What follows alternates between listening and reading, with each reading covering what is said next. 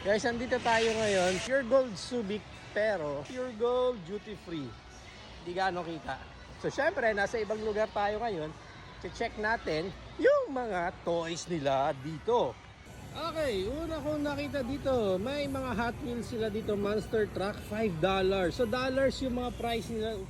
Uy, $1 lang, oh. $1 is 55, around 60, round up na natin 60. This one is $5.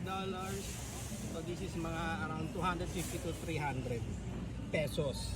Okay, yan yung mga designs na dyan.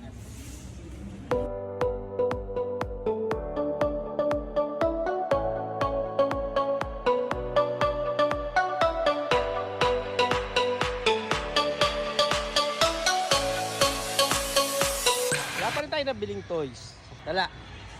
Zero. Wala ulit dumikit, guys, ha. Ganun talaga.